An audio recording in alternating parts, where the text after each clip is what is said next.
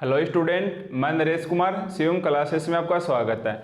आज हम BSc first year English medium, आज जो हमारे पास क्लास है वो रहेगी बीएससी फर्स्ट ईयर की इंग्लिश मीडियम और इसके अंदर आपका पेपर थर्ड है। पेपर थर्ड का जो एग्जाम में जो नेम आएगा वो हमारे पास होगा analytical geometry and optimisation theory. ठीक है, तो नोट कीजिए, आपके जो पेपर थर्ड में है उसके पेपर का नाम एग्जाम में क्या लिख के आएगा, analytical geometry and optimisation theory. इस वाले पेपर के अंदर आपके पास 3 बुक हैं और आपको जेपीएच की बुक खरीदनी है। एक पहली बुक का नाम है हमारे पास इक्वेशन ऑफ कॉनिक सेक्शन, इसके अंदर आपके पास यूनिट फर्स्ट है। फिर जो दूसरी बुक है उसको शॉर्ट में 3D बोलते हैं। आपने सुना होगा कि आपके पास सिलेबस में एक 3D बुक चलती है, उसका पूरा नाम क्या है, 3 डायमेंशनल से कोऑर्डिनेट ज्योमेट्री। इसके अंदर आपके पास unit second, third and fourth है। फिर तीसरी बुक है ऑप्टिमाइजेशन थ्योरी, जिसके अंदर हम लीनियर प्रोग्रामिंग प्रॉब्लम या एलपीपी के नाम से जानेंगे, उसके अंदर आपकी यूनिट फिफ्थ है। ठीक है, तो ये आपके बीएससी फर्स्ट ईयर के अंदर पेपर थर्ड है। पेपर का नाम क्या है, analytical geometry and optimisation theory. 3 इसके अंदर आपके पास बुक रहने वाली हैं और पहली वाली बुक है इक्वेशन ऑफ कॉनिक सेक्शन, बिल्कुल पतली सी बुक है, इसके अंदर यूनिट फर्स्ट है। एंड जो दूसरी बुक है 3 डायमेंशनल ज्योमेट्री, इसके अंदर आपके पास unit second, third and fourth है। और जो तीसरी बुक है ऑप्टिमाइजेशन थ्योरी, इसके अंदर आपके पास यूनिट फिफ्थ है। ठीक है, तो आज हम स्टार्ट करने वाले हैं आपका पास पेपर थर्ड है। तो पेपर थर्ड का नाम क्या हो जाएगा, analytical geometry and optimisation theory, और इसके अंदर हम स्टार्ट करेंगे यूनिट सेकंड। तो बताइए यूनिट सेकंड हमारे पास कौन से बुक में मिलेगी, 3D बुक के अंदर। तो यूनिट सेकंड हमारे पास कौन सी बुक के अंदर मिलेगी, 3D के अंदर। अब जो यूनिट फर्स्ट का सिलेबस है और हम बुक को आधार मान के चलेंगे जेपीएच की बुक को, और जेपीएच की आपको हिंदी मीडियम की बुक खरीदनी है। यस, आप ठीक सुन रहे हो कि आप इंग्लिश मीडियम के हो, मैं जानता हूं, बट आपको हिंदी मीडियम की जेपीएच की बुक लेना है। उसमें क्या कि क्वेश्चनों को जितने एक तो ज़्यादा क्वेश्चन है और क्वेश्चन को अच्छे से एक्सप्लेन कर रखा है। तो अगर आपके पास हिंदी मीडियम की बुक नहीं है तो ये टेलीग्राम लिंक है maths by Naresh ji sir के नाम से, इस टेलीग्राम को ज्वाइन कीजिए और BSc first year unit second the sphere नाम से आपको एक यूनिट मिलेगी, आप उसको पीडीएफ में डाउनलोड करिए और अपने बुक्स के अंदर से उस क्वेश्चनों को मैच कर लीजिए। ठीक है, तो आज हमारे पास जो यूनिट सेकंड है 3D की बुक के अंदर, इसका सिलेबस है, एक तो चैप्टर 2 का है एंड एक इसके अंदर चैप्टर 3 का है। चैप्टर 2 का नाम है वो तो है द स्पेयर, एंड जो चैप्टर 3 है उसके अंदर हमारे पास कौन है। और हमारे पास ये जो यूनिट सेकंड चलेगी, इसके अंदर टोटल 16 लेक्चर होंगे। टोटल कितने लेक्चर होंगे भाई, हमारे पास 16 लेक्चर होंगे। और आज हम स्टार्ट कर रहे हैं लेक्चर फर्स्ट से।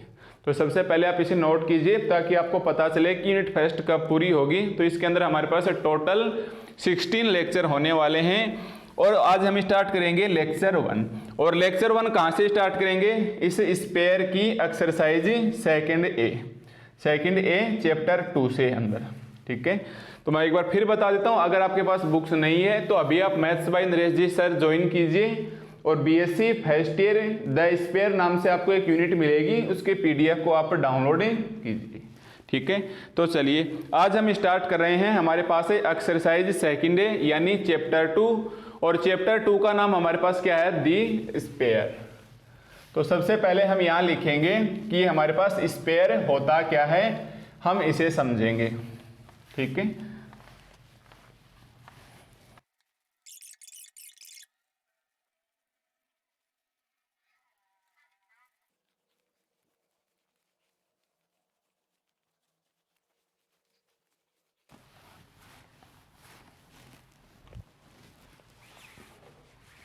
देखो आज हम स्टार्ट कर रहे हैं चैप्टर 2 और चैप्टर 2 का नाम है हमारे पास है स्पेयर। ठीक है, आइए सबसे पहले हम जानते हैं कि स्पेयर क्या होता है। तो उससे पहले हम स्पेयर पढ़े, हम आपको 11th क्लास की एक छोटा सा फॉर्मूला है हमारे पास है कि डिस्टेंस बिटवीन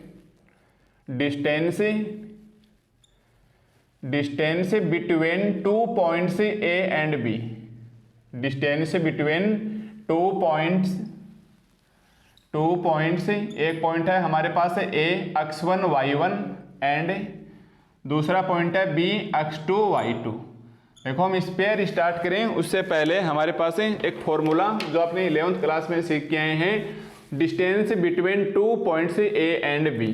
तो ये हमारे पास पॉइंट ए है x1 एंड y1, ये इसका ऑर्डिनेट है एंड ये इसका अवशिषा कहलाएगा। ये मेरे पास पॉइंट बी है, इसको हम डिनोट करेंगे x2 एंड y2 से, और इनके बीच की डिस्टेंस हमने माना d है। तो बताइए हमारे पास डिस्टेंस d क्या होगी? तो डिस्टेंस होगी हमारे पास ही रूट के अंदर डिफरेंस अवशिषा और इसके ऑर्डिनेट के। तो हम बोलेंगे डिस्टेंस x2 माइनस x1 का whole square plus y2 minus y1 का होल स्क्वायर। ठीक है, या फिर आप ऐसे भी बोल सकते हैं कि डिस्टेंस क्या होती है हमारे पास है x2 माइनस x1 या x1 माइनस x2 का whole square plus y1 minus y2 का whole square plus y1 minus y2 का होल स्क्वायर। ठीक है, ये आप डिस्टेंस पढ़ के आए हो। देखो आज हमारे पास है ये किसकी डिस्टेंस है? 2D के लिए है। 2D यानी हमारे पास एक x डायरेक्शन हो एंड एक y डायरेक्शन हो। ये हमारे पास होती है 2D, अक्ष O X dash, X O X dash, Y O Y dash. ठीक है, जहां ओ क्या होता है? Origin point. आज हमारे पास स्पेयर, जैसे आप इस वक्त एक पिक्चर इसके व्हाइट बोर्ड के ऊपर देख रहे हो, ये हमारे पास स्पेयर है, ये हमारे पास 3D में प्रेजेंट होगा। ठीक है, जैसे दूसरी पिक्चर में देखो कि इसके अंदर ये वाली अक्ष डायरेक्शन है। अगर मैं इस स्पेयर के आर पार अगर एक तार निकालूं तो ये एक्स डायरेक्शन है, दूसरी वाई डायरेक्शन है और तीसरी जेड डायरेक्शन है। अगर आप इसमें थोड़ा सा समझ सकते हो तो देखो जो डायग्राम है इसके अंदर एक तो हमारे पास एक्स कोऑर्डिनेट, दूसरा इसके 90 डिग्री के ऊपर वाई कोऑर्डिनेट और तीसरा इसके 90 डिग्री पे क्या है? Z coordinate. ठीक है, तो ये हमारे पास दोनों पिक्चर के अंदर है। कहने का मतलब 3D के अंदर आपको क्या करना होगा? पहले आप डायरेक्शन बनाओगे कि ये तो हमारे पास क्या हो गई? एक्स ओरिजिन पॉइंट, ये y, ये हमारे पास है अक्ष डैश एंड ये हमारे पास है y डैश। यहाँ तक तो आपके पास 2D है और ये हमारे पास है ओरिजिन है। आज हमें क्या बनाना है? 3D बनाना है। तो इसको ऐसे समझो कि ये तो मेरे पास हो गई x, ये मेरे पास हो गई yx, और ये जो मेरे पास मार्कर है, अगर मैं ये व्हाइट बोर्ड के अंदर दो इसके, तो ये अगर इनमें जाएगा तो इतना ही मार्कर व्हाइट बोर्ड के पीछे होगा और इतना ही व्हाइट बोर्ड के क्या है? आगे है। तो देखो ये एंगल कितने डिग्री का बचा? 90 डिग्री का। और मेरे पास ये वाला एंगल कितना बचेगा? ये भी हमारे पास है रेक्टेंगुलर यानी 90 डिग्री का एंगल होगा। समझ पा रहे हो ना? तो इस अक्ष को हम क्या नाम देंगे? जेड। ये इतनी ही तो व्हाइट बोर्ड के इस साइड में है और उतनी ही ये व्हाइट बोर्ड के पीछे की ओर है। ठीक है, तो अब हम इसको यहाँ ऐसे कागज के ऊपर डिनोट तो कर नहीं सकते, तो इसको डिनोट करने का तरीका क्या है कि हम इसको डैश डैश डैश डैश से लिखेंगे। ठीक है, हम क्या लिखेंगे? इसे डैश डैश डैश, और ये बोलेंगे कि ये जेड अक्ष है और इतनी ही व्हाइट बोर्ड के पीछे है, उसको हम केवल इमेजिन करेंगे। देखो जो व्हाइट बोर्ड के पीछे जितनी जो लाइन है हमारे पास स्ट्रेट लाइन, उसको हम ओनली इमेजिन करेंगे, उसको हम कागज पे नहीं लिख सकते। इसको भी हम कागज पे नहीं लिख सकते, परंतु हमने डैश डैश लिख के इसको दर्शा दिया कि ये मेरे पास है 90 डिग्री के ऊपर इस प्रकार से है। ठीक है, बस इसके अंदर 3D की बुक में यही समझना इंपॉर्टेंट रहता है कि तीसरी एक्स होती कैसे है। तो ये मेरे पास x हो गई, ये मेरे पास y हो गई। अब मैं तीसरी एक्स को डैश डैश करता हूँ पहले तो, फिर इसको भी मैं एक लाइन में मैच कर लूँगा।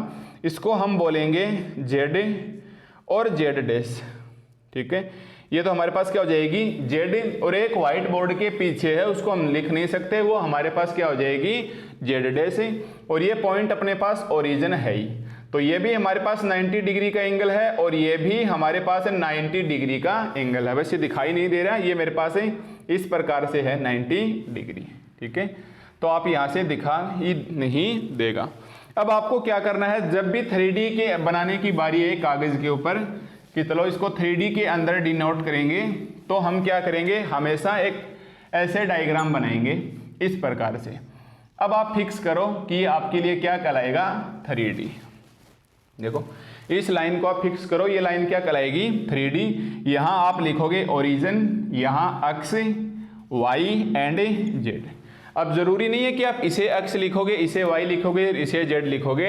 आप इसको इस प्रकार से भी लिख सकते हो कि ये मेरे पास अक्ष है, ये y है और ये मेरे पास जेड है एंड ये ओरिजिन है। या फिर आप ऐसे भी लिख सकते हो कि नहीं ये तो मेरे पास अक्स है, ये मेरे पास वाई है और ये मेरे पास जेड है और ये हमारे पास ओरिजिन है। कहने का मतलब जब भी आपको 3D में डायग्राम बनाने की बारी आए तो आपको केवल ऐसे लिखना है, ये अक्स वाई एंड जेड। जैसे आपकी मर्जी, आप यहाँ अक्स लिखिए, यहाँ पर लिखिए, यहाँ वाई लिखिए, यहाँ वाई लिखिए, इससे कोई फर्क नहीं पड़ेगा क्योंकि तीनों coordinate X Y and Z ये लाइन है एक दूसरे से 90 डिग्री के एंगल के ऊपर बंधी हुई है। ओके, तो सबसे पहले तो ये तो कॉन्सेप्ट हुआ हमारे पास 3D का क्लियर। ठीक है भाई, ये हमारे पास हो गया 3D। तो जब भी आपके पास बारी आए लिखने की 3D तो आप कोशिश करिए एक्स वाई जेड ऐसे लिखें या फिर एक्स वाई जेड ऐसे लिखें, या कैसे भी लिख सकते हो, इन तीनों में कोई फर्क नहीं पड़ेगा।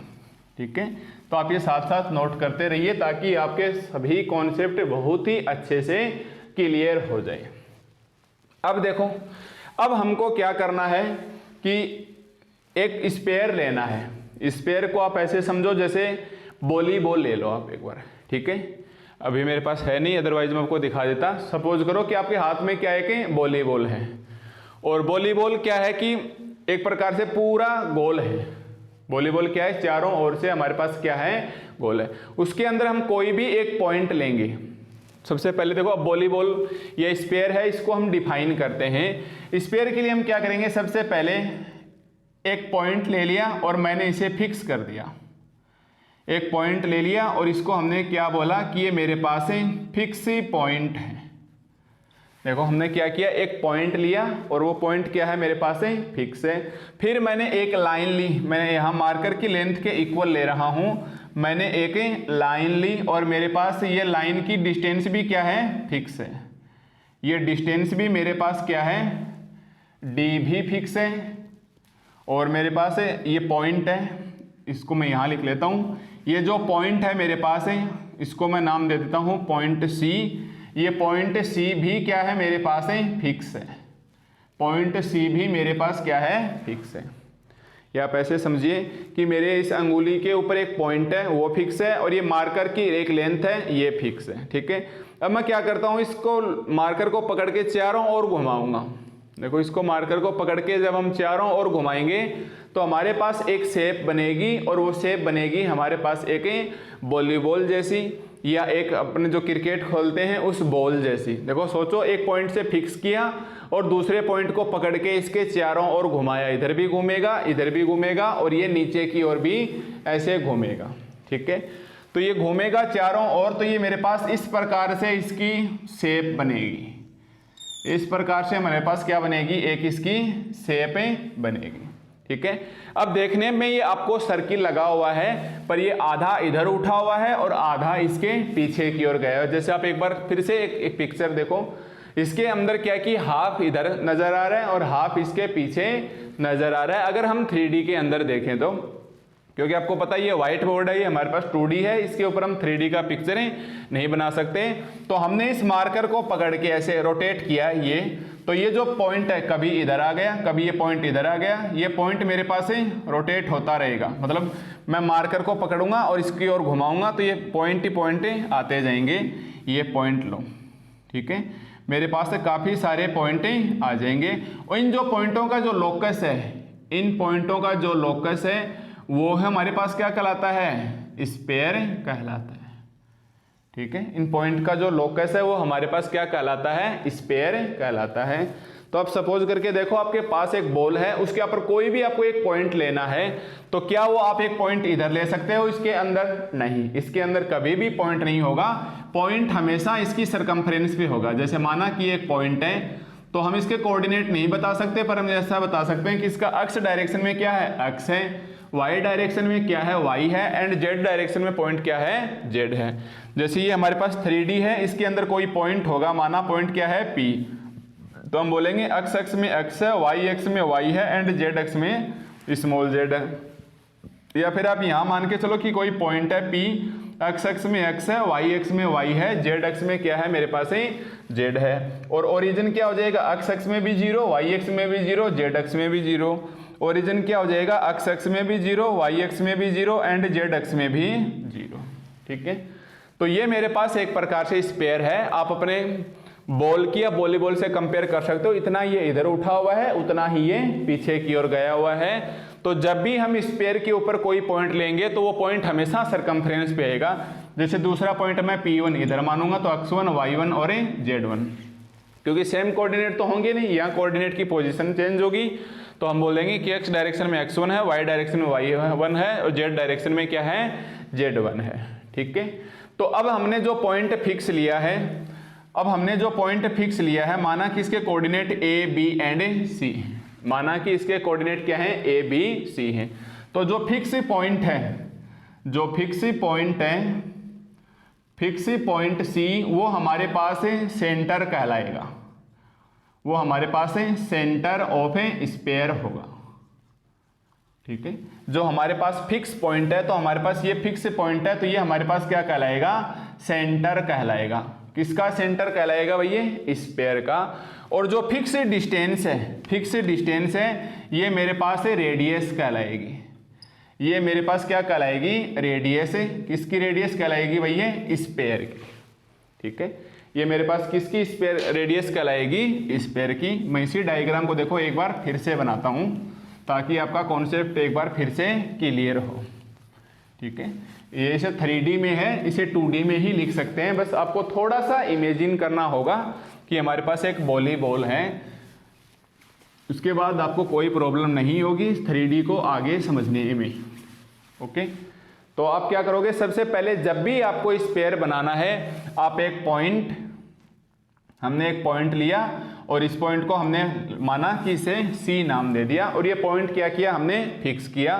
फिर हमने एक मार्कर की लेंथ के बराबर, या आप अपने प्रकार से भर सकते हैं, कोई भी लेंथ है, या अपने हाथ से बनाना।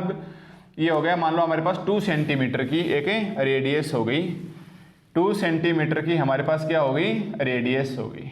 ठीक है, और ये मेरे पास डिस्टेंस फिक्स हो गई। ये डिस्टेंस मेरे पास क्या हो गई, ये पॉइंट फिक्स है और ये डिस्टेंस भी फिक्स है। अब देखो, आप मार्कर की लेंथ को तो चेंज नहीं कर सकते। अब इसको एक जिस पॉइंट फिक्स है एक सिरे पे रखो, इसके एक वर्टेक्स पे रखो, और इसको पकड़ के चारों ओर घुमाओ। तो देखो, पहले तो मैं ऐसे घुमाऊंगा, ये वाला, तो आपको दिखाई देगा सर्किल की शेप के अंदर, आपको दिखाई देगा ये सर्किल की शेप के अंदर। आप जो अपने पेन से लिख रहे हैं, इस पेन से इसकी डिस्टेंस को फिक्स कर सकते हैं, और इसको आप पकड़ के घुमाएंगे तो ये हमारे पास बनेगा एक सर्किल। ठीक है, आपको लगी सर्किल रहा है, क्योंकि ये पॉइंट मेरे पास इधर भी है, इधर से भी मैच करेंगे। इतना ही ये व्हाइट बोर्ड के पीछे है मार्कर, और इस फिक्स पॉइंट से इसका एक सिरा टच होना चाहिए। तो ये मेरे पास क्या बन जाएगा, एक सर्किल। तो जो पॉइंट फिक्स है वो तो हमारे पास सेंटर कहलाएगा, और जो डिस्टेंस फिक्स है वो हमारे पास क्या कहलाएगी, रेडियस कहलाएगी। जो डिस्टेंस फिक्स है वो हमारे पास है रेडियस कहलाएगी। और जब भी आप पॉइंट लेंगे, ये हमारे पास लोकस ऑफ पॉइंट है, इसके अंदर इनफाइनाइट पॉइंट हो सकते हैं इसकी सरकमफ्रेंस के ऊपर है। ठीक है, तो हमने कोई भी एक पॉइंट लिया, माना कि एक पॉइंट P है और इसके कोऑर्डिनेट x अक्ष में x है, y अक्ष में y है एंड z अक्ष में z है। ठीक है, और रेडियस को हम डिनोट कर देते हैं r से, और माना इसके सेंटर क्या है, a b c, क्योंकि कुछ एक सेंटर x अक्ष में होगा, एक कोऑर्डिनेट इसका y में होगा एंड एक कोऑर्डिनेट इसका z अक्ष में होगा। ठीक है, तो ये हमारे पास स्पेयर होगा। तो spare is a locus of point which distance fix from a fix point. तो ये हमारे पास क्या हो जाएगी, स्पेयर की डेफिनेशन हो जाएगी। ठीक है, अब हमारे पास निकालना है इक्वेशन ऑफ स्पेयर। अब हमें क्या निकालना है, सबसे पहला टॉपिक आएगा इक्वेशन ऑफ ए स्पेयर। हमारे पास पहला टॉपिक क्या आएगा, इक्वेशन ऑफ ए स्पेयर। तो हमको क्या करना है, इक्वेशन का स्पेयर निकालना है, इक्वेशन ऑफ ए स्पेयर।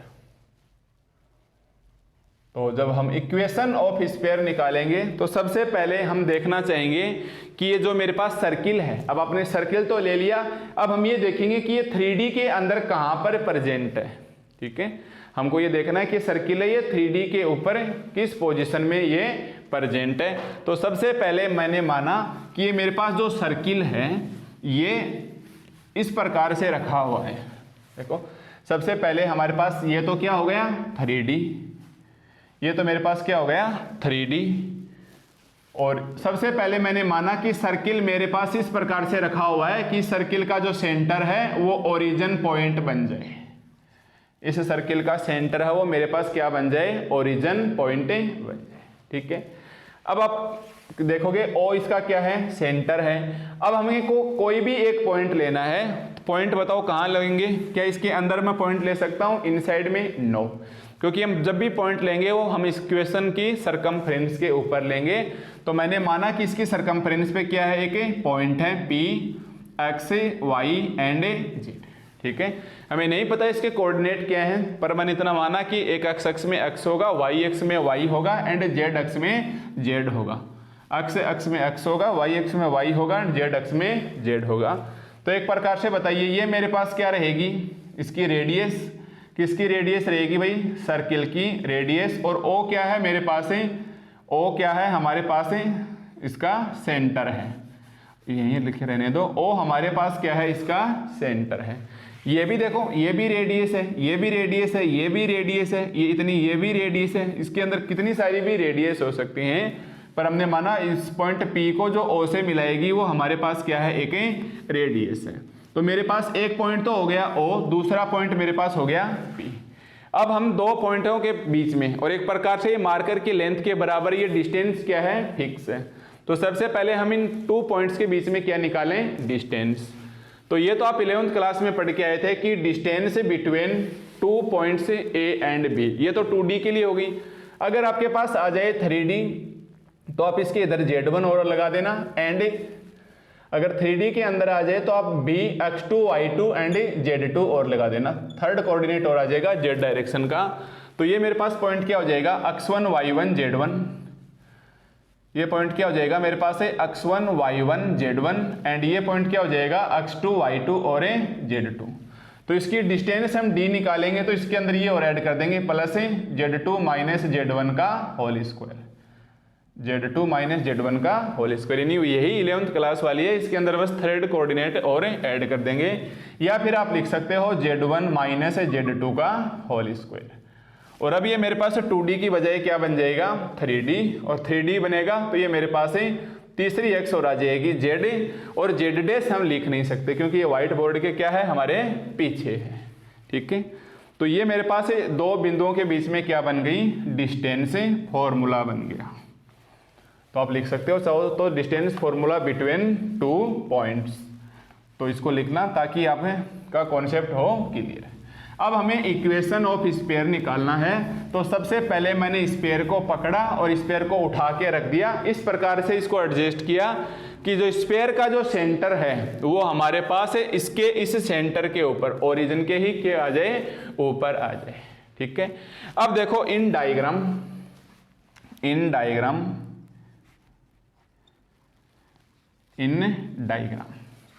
एक प्रकार से OP मेरे पास डिस्टेंस है कि नहीं, OP मेरे पास क्या है, डिस्टेंस है। तो ये पॉइंट तो मेरे पास क्या है, O 0 0 0 एंड ये डिस्टेंस पॉइंट क्या है मेरे पास है P, X, Y and Z, और बीच में एक प्रकार से क्या है, R। तो बताइए ये OP की डिस्टेंस R हुई कि नहीं हुई, R। और ये R हमारे पास कांस्टेंट है कि नहीं, ये कांस्टेंट भी है क्योंकि डिस्टेंस क्या है, फिक्स, और ओरिजिन भी क्या है, पॉइंट है, फिक्स है। उसके बाद ये मूव किया, एक पॉइंट से पकड़ के इसको घुमाया चारों ओर, तो ये सर्किल बन, सॉरी ये स्पेयर बन गया।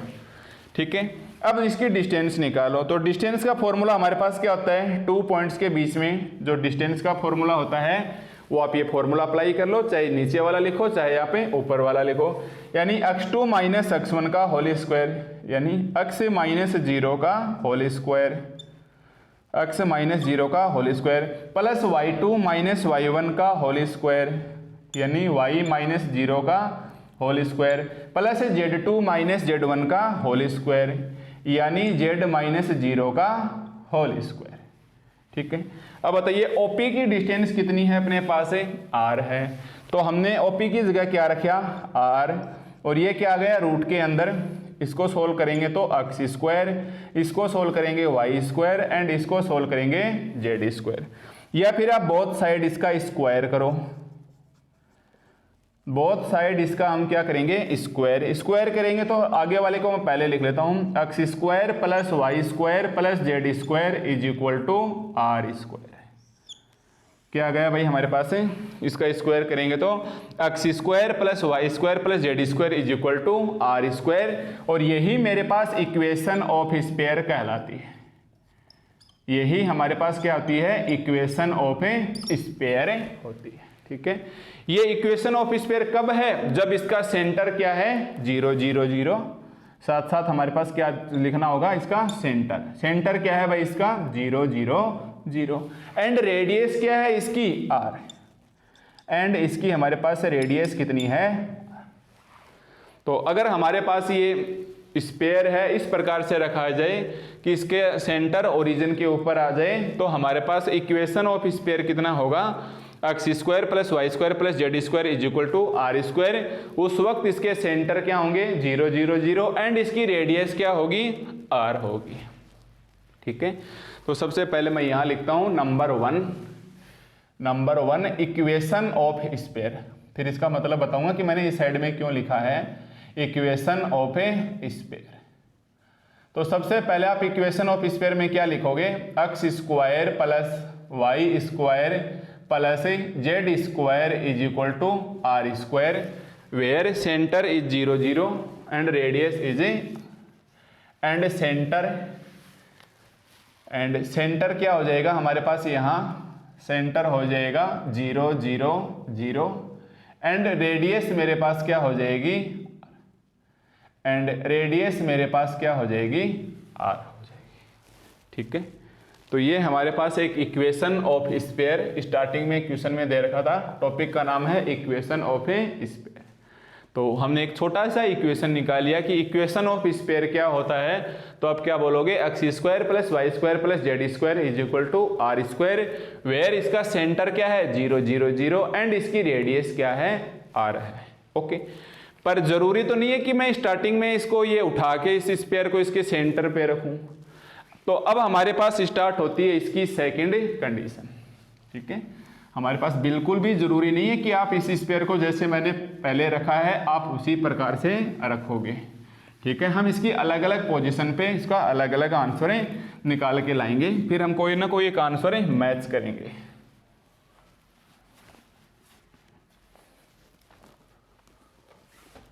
देखो सेकंड केस में हमारे पास क्या हो सकता है, इक्वेशन ऑफ स्पेयर है। सेकंड इक्वेशन में क्या हो सकता है कि ये तो हमारे पास रहा देखो 3D, ये x आ गया, ये y आ गया, ये ओरिजिन पॉइंट आ गया, एंड ये मेरे पास है z आ गया। ठीक है, देखो ये x है, ये y एंड ये z। अब की बार हमारे पास स्पेयर यहां आ गया। देखो अब की बार पहले तो किसका था, इसका सेंटर ओरिजिन के ऊपर था, अब की बार ये मूव करता हुआ ये मेरे पास है इधर आ गया। और ये बताओ अगर ये स्पेयर आएगा तो ये इसका सेंटर होगा कि नहीं होगा, तो अब की बार इसके सेंटर 0 0 0 तो नहीं होगा, क्योंकि ओरिजिन पे होता तो 0 0 0 होते। अब ये फर्स्ट क्वाड्रेंट की ओर आ गए तो यहाँ कोई ना कुछ और होंगे। तो हमने माना कि इसका सेंटर क्या है A B C, क्योंकि एक तो x डायरेक्शन में होगा, एक y डायरेक्शन में होगा और एक z डायरेक्शन में होगा। A B और ये स्मॉल c है, और इसके सेंटर को मैंने ये कैपिटल C लिखा। ठीक है, क्योंकि स्पेयर है तो एक सेंटर होगा और एक हमारे पास इसकी रेडियस होगी, और इसकी सरकमफ्रेंस के ऊपर कोई पॉइंट होगा। सरकमफ्रेंस के ऊपर पॉइंट होगा, उसके कोऑर्डिनेट हमें क्या है नहीं पता, पर ये कोऑर्डिनेट मूव करते रहेंगे, कभी ये पॉइंट इधर आएगा, कभी ये पॉइंट इधर आएगा, क्योंकि ये तो क्या है लोकस ऑफ पॉइंट का सर्किल है। तो ये पॉइंट x अक्ष में x होंगे, y अक्ष में y होंगे, z अक्ष में z होंगे, जबकि मेरे पास ये ABC तो फिक्स है इसका सेंटर। अब आप ये बताइए कि आपके पास जो स्पेयर है, देखो आप एक बार इमेजिन करके देखिए कि आपके पास एक बॉल है या वॉलीबॉल है, तो क्या उसकी रेडियस चेंज होगी? नहीं। स्टार्टिंग में जितनी शेप का जो हमारे पास स्पेयर है वो उतना का उतना ही रहना है, मतलब रेडियस तो उसकी r फिक्स रहेगी। अगर आपने उसको उठा के स्टार्टिंग में ऐसे रख दिया, तो मैं डायग्राम यहाँ बना देता हूँ छोटा सा, कि अगर आपने उठा के स्टार्टिंग में ऐसे रखा कि इसके हमने ओरिजिन पे रखा, तब तो इसका सेंटर कहाँ आ जाएगा? ओरिजिन के ऊपर, और सरकमफ्रेंस के ऊपर कोई पॉइंट है एक्स वाई डायरेक्शन जेड। अब यहाँ से अपने सर्किल को मूव करके फर्स्ट क्वाड्रेंट में ले आए, तो बताइए क्या इसकी रेडियस चेंज होगी? नहीं, आर तो उतना ही रहना है, बस इसके सेंटर की देखने की पोजीशन बदल जाएगी और इसके सरकमफ्रेंस के पॉइंट हैं। और ये भी हमें नहीं पता कितने हैं, तो फिर से हम क्या मानेंगे, एक्स अक्ष में एक्स, वाई अक्ष में वाई है एंड जेड अक्ष में जेड है। ठीक है, तो फिर से हमें निकालना है इक्वेशन ऑफ स्फीयर। तो आप फिर से क्या लिखोगे, अगेन यहां से लिखना होगा वही आपको फिर से कि अगेन इन डायग्राम आप क्या कर सकते हो, दो पॉइंट्स के बीच में डिस्टेंस निकाल सकते हो CP। तो एक पॉइंट तो हमारे पास क्या आ गया C, जिसके कोऑर्डिनेट क्या हैं A, B एंड C, जिसके कोऑर्डिनेट क्या है मेरे पास A, B and C, fix coordinate है, ये तो चेंज होने वाले नहीं है। और P क्या है x, y, z और बीच में डिस्टेंस क्या है R है, बीच में डिस्टेंस क्या है R।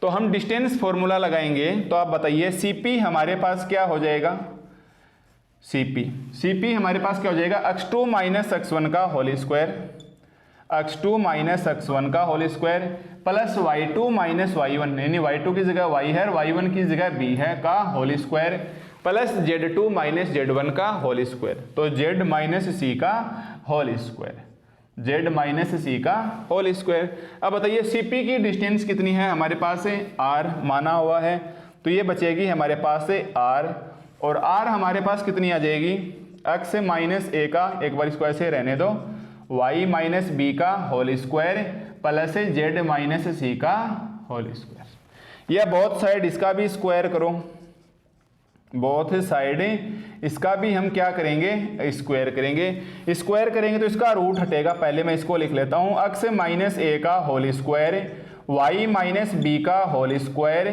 z माइनस c का होल स्क्वायर, और इस साइड में ये क्या हो जाएगा r का r स्क्वायर, इस साइड में ये मेरे पास क्या आ जाएगा r का r स्क्वायर। ये भी मेरे पास क्या है भाई, इक्वेशन ऑफ स्फीयर है, ये भी हमारे पास क्या है, इक्वेशन ऑफ स्फीयर है। तो बताइए भाई इसके सेंटर अब की बार क्या आ गए, ABC, इसके सेंटर हमारे पास क्या आ गए ABC, एंड इसकी रेडियस कितनी आ गई भाई r, क्योंकि रेडियस तो चेंज नहीं होनी है।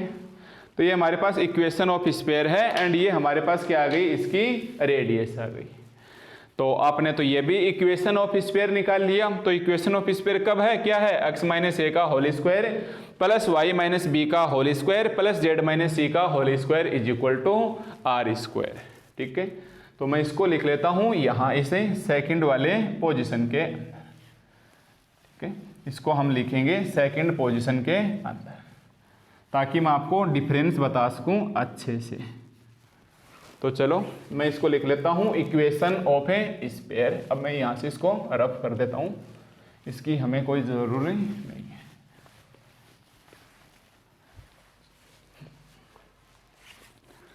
तो देखो सेकंड हमारे पास क्या आ गया, equation of a sphere, equation of a sphere, equation of a sphere. और ये इक्वेशन ऑफ स्फीयर कब आएगा, जब मेरे पास पोजीशन कुछ ऐसी हो कि ये x है, ये y है और ये z है, और मेरे पास स्फीयर अब की बार यहाँ आ जाए और ये मेरे पास सेंटर आ जाए और ये मेरे पास पॉइंट P आ जाए, ये हमारे पास सेंटर आ जाए और ये मेरे पास पॉइंट P आ जाए। ठीक है, और इस पॉइंट P के कोऑर्डिनेट क्या हैं, x y z ऊपर वाले में, और इसके कोऑर्डिनेट क्या हैं 0 0 0। आप इसको थोड़ा सा बड़ा बना लेना। इसके सेंटर क्या हैं ABC और इसके सेंटर क्या हैं x y z। तो अगर मेरे पास ये स्फीयर ओरिजिन को छोड़ के यहाँ मूव करने लग जाए, उस वक्त इसका इक्वेशन ऑफ स्फीयर क्या होगा, x माइनस a का whole square plus y minus b का whole square plus z minus c का whole square is equal to r square, is equal to r square. और इस वक्त इसके सेंटर कितने हैं, इस वक्त इसके सेंटर कितने हैं भाई 0 0 0, एंड इसकी रेडियस क्या है r, एंड सॉरी अब इसके सेंटर क्या है 0 0 0 की बजाय क्या लिखोगे ABC, A B and C, और इस वक्त इसकी रेडियस कितनी है r। तो अब आप बोलेंगे सर हम इक्वेशन ऑफ स्फीयर ये वाली लिखें या फिर इक्वेशन ऑफ स्फीयर हम ये वाली लिखें। तो मैं आपको बताऊंगा कि जब ये ओरिजिन के ऊपर है तो तब तो ये कहलाएगी हमारे पास सबसे सिंपल सा फॉर्म है, तो ये तो हमारे पास कहलाएगी सिंपलेस्ट फॉर्म।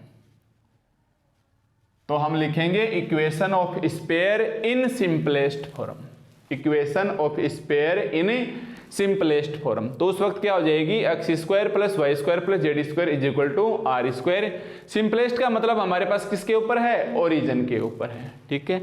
अब ये ओरिजिन से हटके अगर फर्स्ट क्वाड्रेंट में आ जाए, तो आपको पता है फर्स्ट क्वाड्रेंट में सारे क्या होते हैं, एक्स एक्स भी पॉजिटिव, वाई एक्स भी पॉजिटिव, जेड एक्स भी पॉजिटिव, तो ये हमारे पास कहलाएगा स्टैंडर्ड फॉर्म। ये हमारे पास क्या कहलाएगा, स्टैंडर्ड फॉर्म।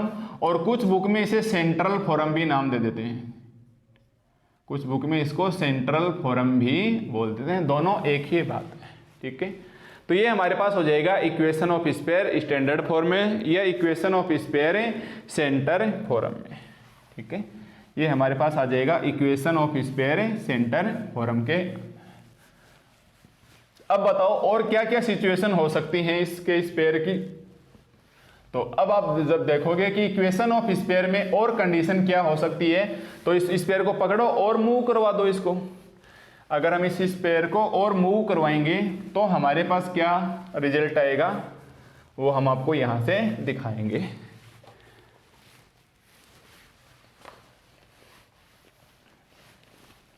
देखो मैं इसको एक बार यहां डायग्राम में बना लेता हूं ताकि अपना कॉन्सेप्ट क्लियर हो, ठीक है।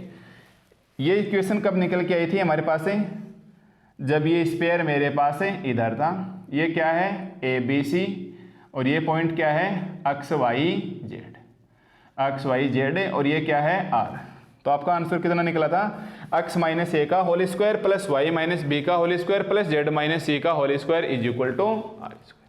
अब सोचो अगर ये इक्वेशन ऑफ स्पेयर मेरे पास यहां आ गया तो आपको पता है आर चेंज नहीं होनी, पॉइंट पी है उसको एक्स एक्स में एक्स मानेंगे, वाई एक्स में वाई मानेंगे, जेड एक्स में जेड मानेंगे। जो सर्कमफ्रेंस पे पॉइंट लेंगे उसे हमारे कोऑर्डिनेट तो पता है नहीं, तो इसलिए ऐसा बोलेंगे कि देखो एक्स एक्स में उसका कोऑर्डिनेट एक्स है, वाई एक्स में वाई है, जेड एक्स में जेड है।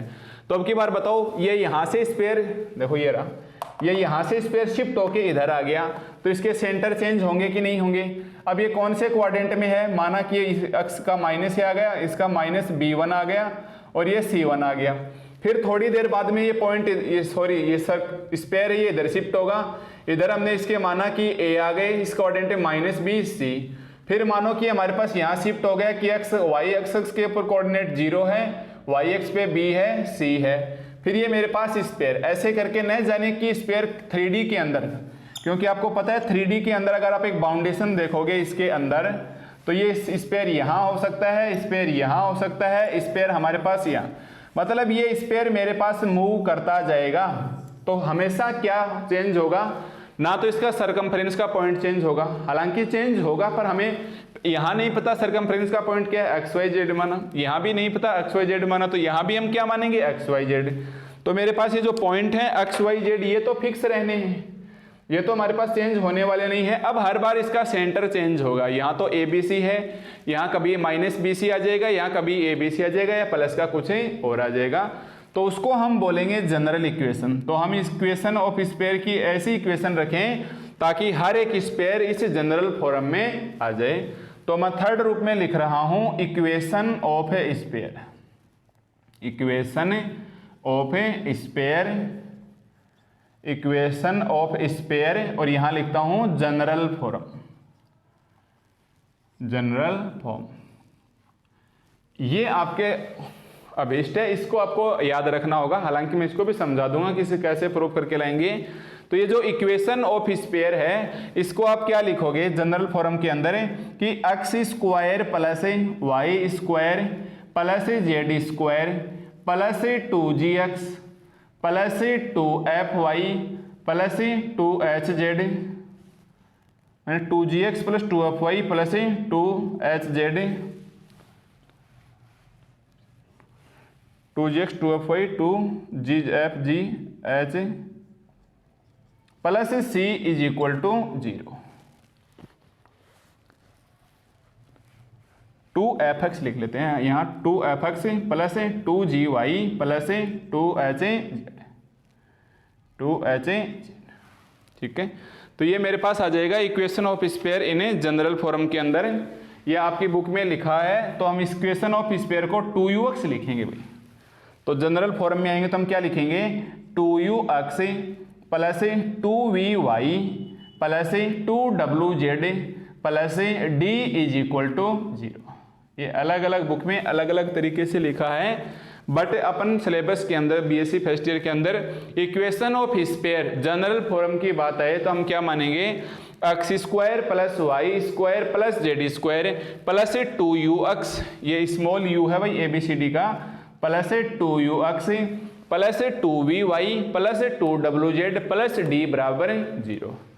तो ये हमारे पास जनरल इक्वेशन हो गई। तो इस वक्त आपका सेंटर क्या होगा, इस वक्त आपका सेंटर क्या होगा एंड इस टाइम में इसकी रेडियस क्या होगी। तो एक तो जनरल फॉर्म में इसका सेंटर फाइंड करना है एंड एक हमें जनरल इसकी क्या करनी है रेडियस फाइंड करनी है। तो हमारे को दो चीज़ें फाइंड करनी है कि इसकी सेंटर क्या होगा और इसकी रेडियस क्या होगी। ठीक है, अब देखो ये जनरल फॉर्म में हमारे पास जब आया है तो इसको हम थोड़ा सा सोल्व करेंगे ताकि आपके ये समझ में आए कि मैंने इस इक्वेशन को ऐसा क्यों लिखा है। ठीक है,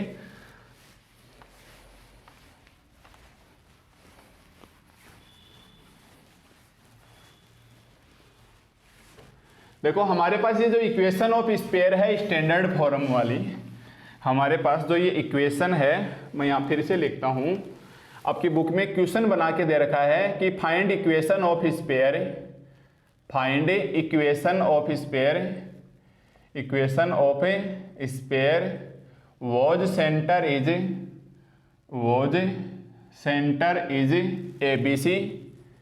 ABC and radius and small r is radius. Then ये आपकी बुक में निकाल के क्वेश्चन दे रखा है और ये क्वेश्चन ऐसे बता रहा है कि हमारे पास है ये ओरिजिन है, ये x है, ये z डायरेक्शन है, ये y डायरेक्शन है, ये हमारे पास इक्वेशन ऑफ स्पेयर है, ये इसका सेंटर है ABC और ये इसका एक पॉइंट P है x y z और ये r इसकी एक डिस्टेंस है। ठीक है, आप थोड़े से डायग्राम को बड़ा बना लेना। अब देखो इक्वेशन ऑफ स्पेयर अगर ऐसा है तो हम क्या निकाल के लेके आए x माइनस a का, then equation of sphere, then equation of sphere हम निकाल चुके हैं। क्या आई है हमारे पास इक्वेशन ऑफ स्पेयर है x माइनस a का whole square plus y minus b का whole square plus z minus c का whole square is equal to r square. ठीक है, बहुत सारी बुक में इसको FGH लिख रखा है और यहाँ r की जगह स्मॉल a लिख रखा है, तो उससे कोई फर्क नहीं पड़ेगा। आपके पास सेंटर होने चाहिए और रेडियस होनी चाहिए, लिख के देगा जो भी आप बुक में मानेगा। तो क्या हम इसे सिंप्लीफाई कर सकते हैं, ये जो इक्वेशन हमने यहाँ अधूरी छोड़ी है क्या हम इसे थोड़ा और सिंप्लीफाई कर सकते हैं। तो सिंप्लीफाई करेंगे तो देखो ये क्या आएगा x² minus 2ax plus a², ये कितना आएगा हमारे पास है y² minus 2by plus b², ये कितना आएगा z² minus 2cz plus c² और इक्वल में क्या है इसके r², और इसके इक्वल में क्या है r²। ठीक है, मैं एक बार मार्कर में थोड़ी सी इंक डाल लेता हूँ भाई।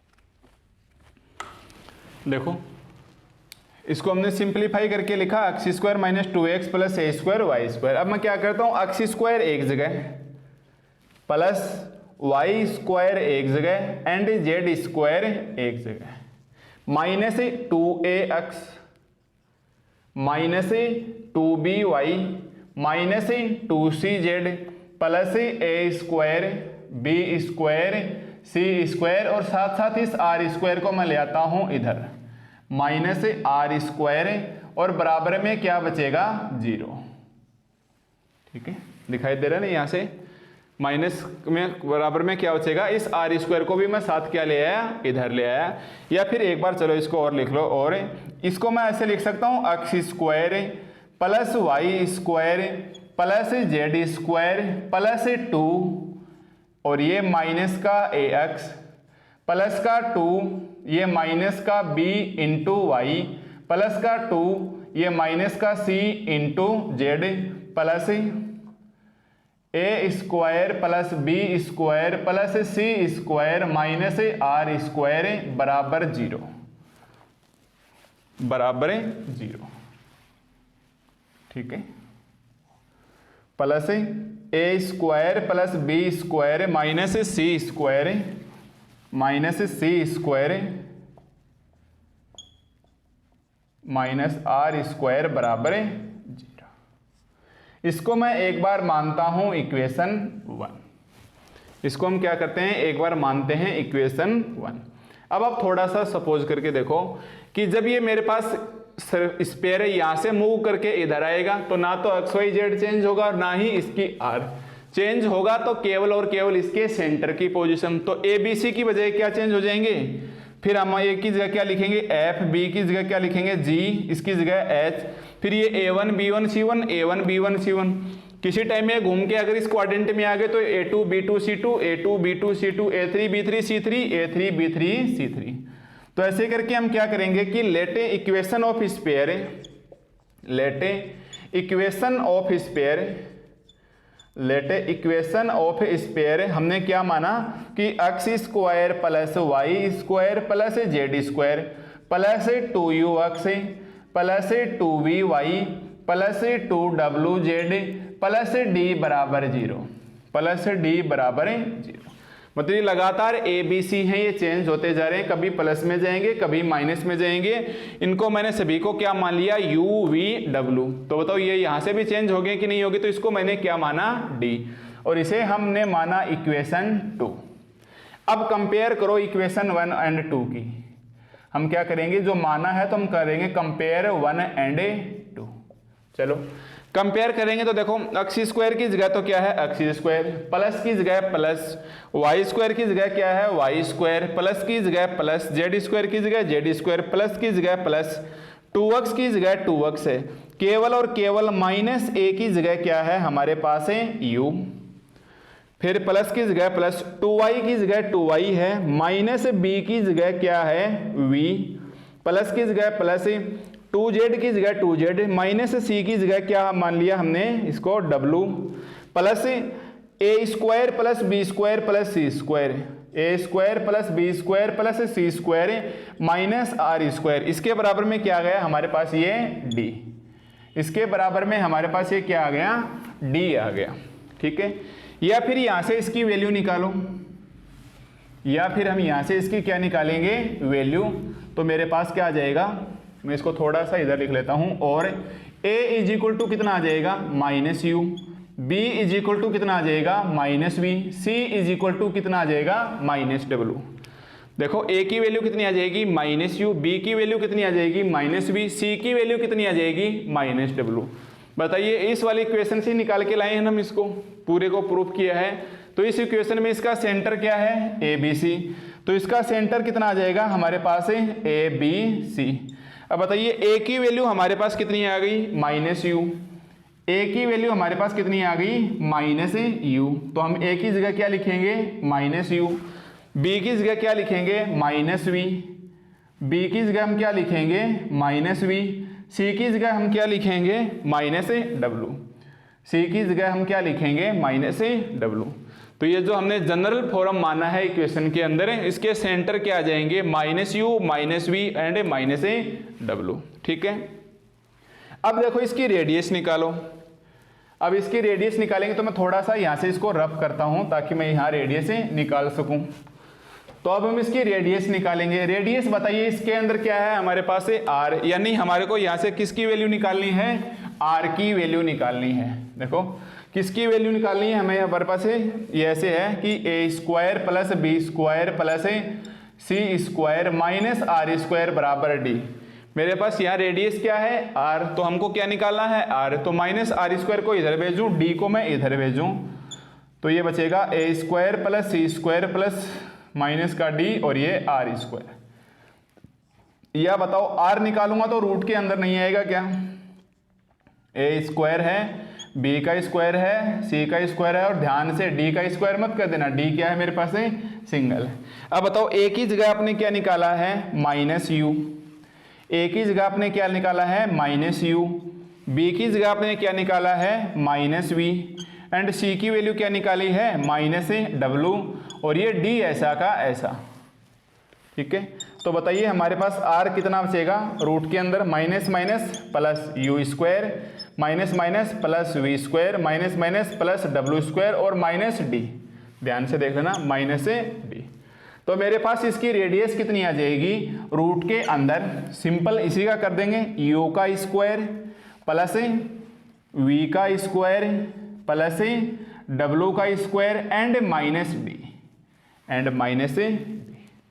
तो ये जो हमने इक्वेशन ऑफ स्पेयर माना है जनरल फॉर्म के अंदर, तो क्या हम लिखा x square plus Y square plus Z square plus 2ux plus 2vy plus 2wz plus d बराबर 0 और सेंटर इसके क्या हो जाएंगे minus you minus v minus डब्ल्यू और रेडियस इसकी क्या हो जाएगी रूट के अंदर इसका स्क्वायर यानी u square plus v square plus डब्ल्यू स्क्वायर। ठीक है, तो इसके सेंटर को आप ऐसे लिखोगे, देखो लिखेंगे तो हम minus you minus v minus डब्ल्यू, या हम बोलेंगे कैसे इसको कि माइनस का हाफ है कोफिशिएंट ऑफ एक्स, माइनस का हाफ है कोफिशिएंट ऑफ एक्स माइनस का हाफ है कोफिशिएंट ऑफ वाई। मैं थोड़ा सा कैमरा रोटेट कर देता हूं, माइनस का हाफ है कोफिशिएंट ऑफ वाई, इसको हम क्या लिखेंगे माइनस का हाफ है coefficient of y comma minus का हाफ है कोफिशिएंट ऑफ जेड, माइनस का हाफ है कोफिशिएंट ऑफ जेड। ठीक है, तो ये हमारे पास इसके सेंटर आ जाएंगे, क्योंकि करके देखो एक बार, माइनस का हाफ है कोफिशिएंट ऑफ एक्स का कितना है 2u, तो 2 से 2 कैंसिल, कितना बचा माइनस यू। फिर दूसरा क्या है minus half coefficient of y, तो देखो minus half coefficient of y कितना है मेरे पास है वाई का कोफिशिएंट प्लस का 2v, तो 2 से 2 कैंसिल, कितना बच गया माइनस v। इसी प्रकार minus half coefficient of Z का माइनस 2w, तो बचेगा माइनस का w। तो ये हमें निकालना है minus half coefficient of x minus half coefficient of y minus half coefficient of z. ठीक है, तो यहाँ से आप इसको लिख लेना। अब मैं कैमरा फिर से इसको स्थिर कर देता हूँ।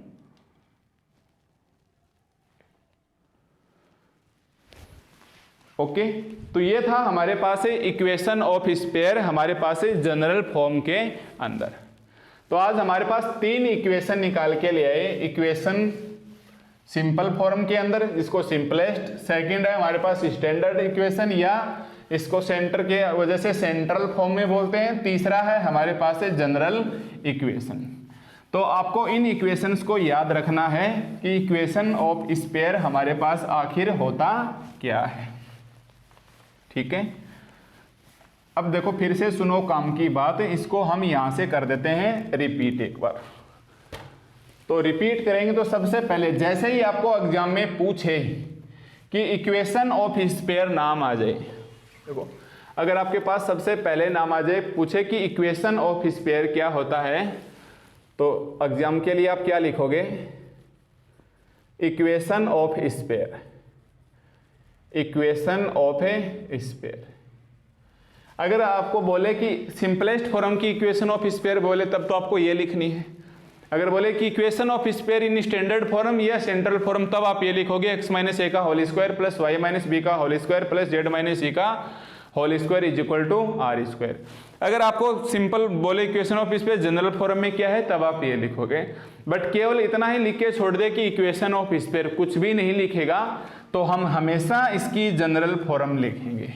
ठीक है, हम हमेशा इसकी क्या लिखेंगे जनरल फॉर्म।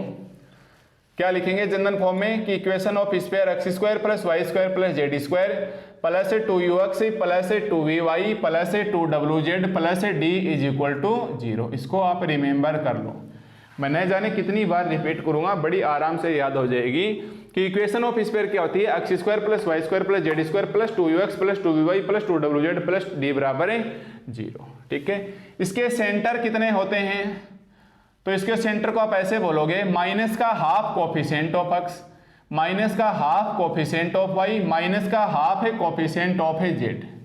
देखो हमेशा आप सेंटर को पहले ऐसे लिखोगे minus half coefficient of x minus half coefficient of y minus half coefficient of है जेड। अब बताइए minus half coefficient of x कितना है हमारे पास है 2u minus half coefficient of y कितना है हमारे पास है प्लस का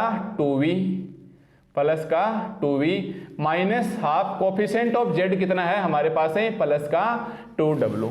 तो बताइए मेरे पास इसका सेंटर क्या बचा, शेष हमारे पास 2 से 2 कैंसिल माइनस का u माइनस का v माइनस का w। तो सेंटर निकालते वक्त आप पहले ही ऐसे कोष्टक लगा के या ब्रैकेट्स लगा के छोड़ देना, माइनस हाफ मान के चलना coefficient of x coefficient of y coefficient of z. मैंने एक बार यहाँ लिख दिए coefficient of x coefficient of y coefficient of Z.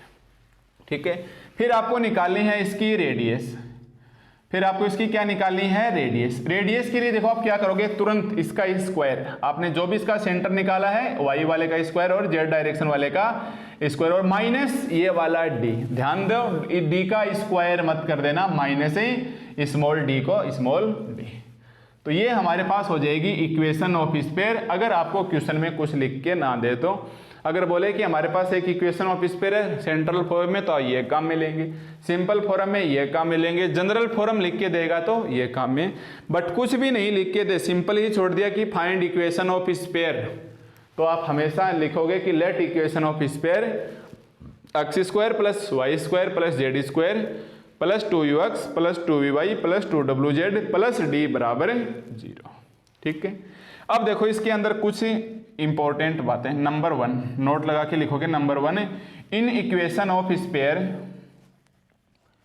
In equation of a sphere coefficient of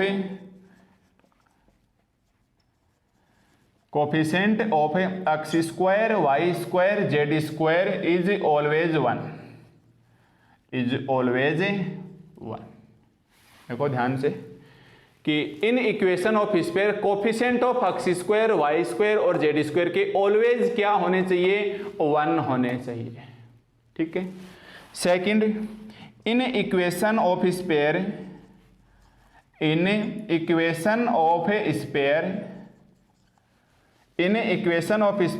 coefficient of x y y z and z x is always 0 मतलब in equation of sphere coefficient of x y y z and z x क्या आना चाहिए always 0।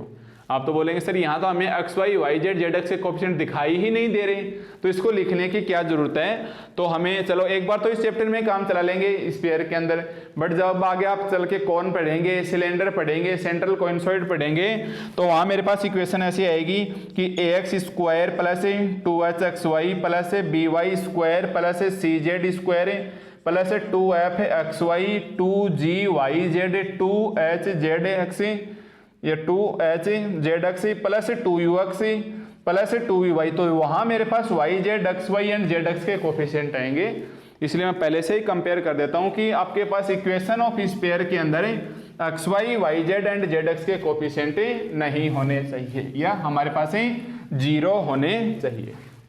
ठीक है, अब देखो छोटा सा पार्ट और है फिर क्लास लेक्चर को ऑफ करते हैं कि अगर आपके पास ऐसे आ जाए कि ax square plus by square plus cz square plus 2ux plus 2vy plus 2wz plus d बराबर 0, क्या ये आपके पास इक्वेशन ऑफ स्फीयर है? आपको ये नोट करना है। तो आपने देखा कि इक्वेशन ऑफ स्फीयर का रूल्स क्या बोलता है कि हमारे पास एक्स स्क्वायर वाई स्क्वायर और जेड स्क्वायर का कोफिशिएंट ऑलवेज क्या आना चाहिए 1 आना चाहिए। देखो सिंपल फॉर्म में भी देखो चाहिए इसका कोफिशिएंट 1 इसका भी 1 एंड इसका भी 1। यहाँ भी देख लो इसको ओपन करेंगे तो एक्स स्क्वायर इसका कोफिशिएंट 1 प्लस यहाँ वाई स्क्वायर इसका कोफिशिएंट भी 1 प्लस जेड स्क्वायर इसका कोफिशिएंट भी 1 और यहाँ भी चाहिए नोट कर लो 1 1 एंड 1। ठीक है, तो एक तो ये हो गया हमारे पास x square plus b y square plus h. क्या ये इक्वेशन ऑफ स्पेयर है? नहीं, क्योंकि मेरे पास equation of coefficient x Y z के क्या होने चाहिए? इक्वल। तो क्या ये किसी भी सिचुएशन में इक्वल हो सकते हैं? नहीं। क्या ये ऐसे इक्वल हो सकते हैं? अभी भी नहीं। बट ऐसे हो सकते हैं क्या? यस। देखो तीनों के कोफिशिएंट क्या आ गए? ए, तो मैं ए को कॉमन लेके इधर भेज दूं क्या?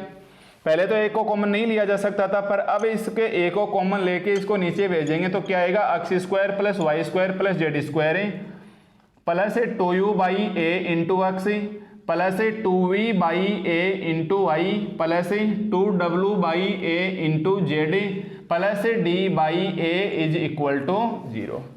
अगर हम ए का भाग देंगे तो हमारे पास सभी में क्या आएगा? सभी में हमारे पास क्या आ जाएगा? ये ए का भाग चल जाएगा। अब देखो ये इक्वेशन ऑफ स्पेयर बन गया क्या? यस। चलो निकालो इसके सेंटर क्या आएंगे? इक्वेशन ऑफ स्पेयर आ गया तो सेंटर भी होंगे, तो सेंटर आप क्या निकालोगे? माइनस हाफ है कोफिशिएंट ऑफ एक्स, माइनस का हाफ है कोफिशिएंट ऑफ वाई, माइनस का हाफ है कोफिशिएंट ऑफ जेड। माइनस का half coefficient of x, minus का half coefficient of y, minus का हाफ कोफिशिएंट ऑफ जेड। बताओ एक्स का कोफिशिएंट कितना है? 2u by a. वाई का कोफिशिएंट कितना है? 2v by a. जेड का कोफिशिएंट कितना है? 2w बाई ए। तो 2 से 2 काटेंगे तो मेरे पास इसका सेंटर कितना बचेगा? Minus u upon a, minus u upon a, minus v upon a, minus डब्लू अपॉन ए, माइनस का डब्लू अपॉन ए। तो ये इसका सेंटर आ गया। तो बताइए इसकी रेडियस क्या आएगी? रेडियस सिंपल, इसका स्क्वायर यानी u square upon a square plus इसका स्क्वायर यानी v square upon a square plus इसका स्क्वायर यानी डब्ल्यू square upon a square minus d. तो ये डी मत कर देना। अब की बार देखो ये रहा इक्वेशन, तो इसका क्या है? D upon a. तो ये मेरे पास कितना आ जाएगा? माइनस का डी अपॉन, माइनस का डी अपॉन ए। ठीक है, तो ये लेक्चर हमारे पास काफ़ी लंबा चला गया, लगभग ये 60 मिनट की क्लास हो चुकी है। तो आज की क्लास में हमारे पास था इक्वेशन ऑफ ए स्पेयर। तो आप इसको अच्छे से समझना भाई कि इक्वेशन ऑफ स्पेयर जब भी लिखने की बारी आए तो आप क्या लिखोगे? X square plus Y square plus Z square plus 2ux plus 2vy plus 2wz plus d is equal to 0। ठीक है, अब मिलते हैं नेक्स्ट लेक्चर नंबर 2 में, जिसके अंदर हमें इक्वेशन ऑफ स्पेयर के सेंटर एंड रेडियस है और इसके कुछ क्वेश्चन से सोल्व करेंगे।